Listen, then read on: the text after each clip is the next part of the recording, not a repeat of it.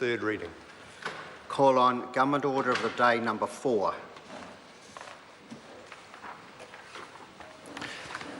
Smoke-free environments, tobacco, standardised packaging amendment bill, third reading. Speaker. The Honourable Paseta Sam Lotu-Iiga. I move that the smoke-free environments, tobacco, plain packaging amendment bill be now read a third time. Well, māloa lelei, Mr Speaker, in Tongan Language Week, and before I speak on this bill, sir, I just want to send my best wishes out to a friend, a colleague, Nikki Kay, and wish her well for her full recovery from her current ailments, and just want to wish her well and send our love to her. Mr Speaker, I want to thank members across this House for the wide support that this bill has received up till this point in time. And today is a historic day, sir, and I do want to acknowledge Dame Tariana Turia for her stewardship of this bill. And I'm sorry to interrupt the Honourable Minister. I've just picked up that when you moved it, you called it the plain packaging. The actual title of the bill is the Smoke-Free Environments, Tobacco Standardised Packaging. So I just ask that you, have you got the copy of that? Yeah. So if you just move that again and then carry on. So, okay, thank you, sir. I move that the Smoke-Free Environments Standardised... No, tobacco standardised. Sorry, Tobacco Standardised Packaging Amendment Bill be now read a third time. Yep.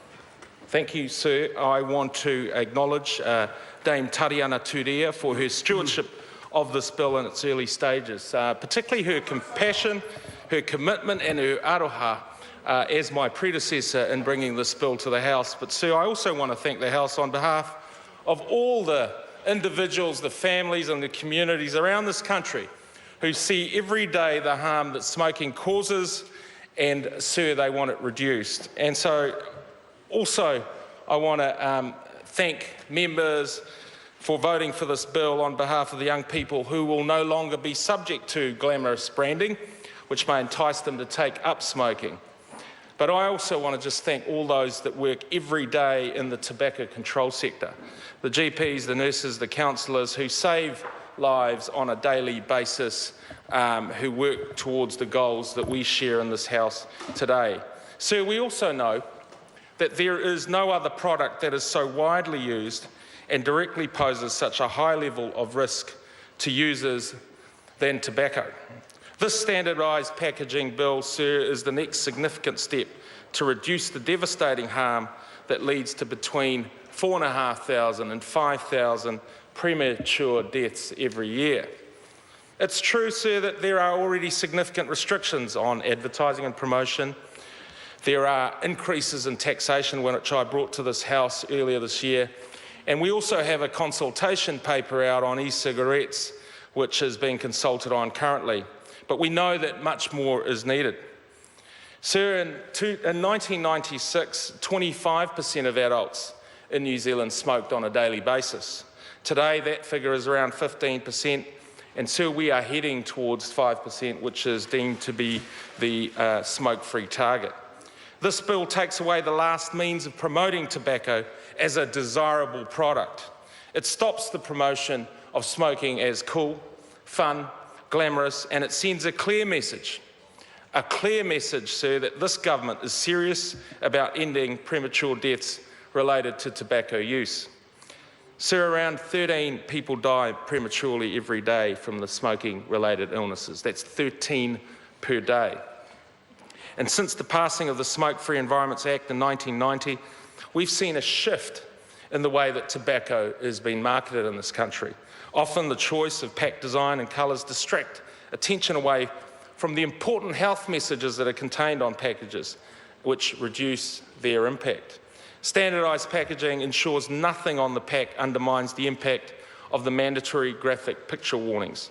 Mr Speaker, this is a bill to protect children and young people from being tempted to try smoking cigarettes, because in far too many cases, a quick puff leads to a lifelong struggle with nicotine addiction with subsequent major health consequences. For long-term smokers, the chances of premature death from a smoking-related cause is over 50%. That is a coin toss that no one should have to take. Many of those who die from smoking-related illnesses are still in the middle years of their lives.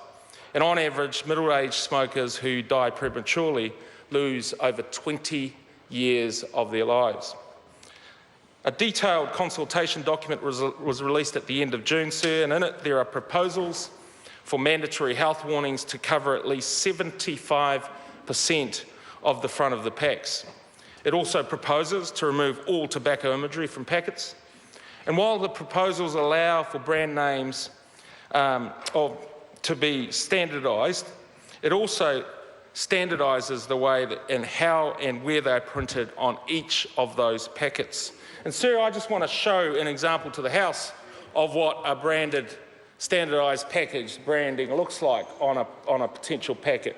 Sir, this is what will make a difference. This type of packet will make a difference to the lives of many New Zealanders. A final decision, sir, on those detailed regulations is still to come and will happen after submissions have been carefully considered. And we want to get the detail right. And we also want, sir, a set of regulations that puts it into effect, the intent of this bill. So when cigarette packs come out of a smoker's pocket or are left lying around on a table where others will see it, there will be nothing but a drab, ugly background colour and large, prominent graphic pictorial warnings, as I've demonstrated with this packet next to me. Mr. Speaker, this will put off our young people from taking up smoking, and it will also help encourage existing smokers to quit. And as a consequence, it will reduce everyone's exposure to both tobacco smoke, secondary smoke, as well as those that smoke themselves. So the bill allows manufacturers to print information and brand names on the packs, but only in a tightly controlled way. Mr. Speaker, along with the existing suite of tobacco control measures and quit smoking services, standardised packaging is a logical step towards our 2025 goal. In passing the bill, this House will be on the right side of history and in good company with other countries going down the same path. We know that the United Kingdom, France, Ireland and Canada are at various points in their journey towards standardised packaging. Australia has had standardised packaging in place since December 2012, and in less than 4 years, this has already reduced the number of smokers by at least 108,000 people.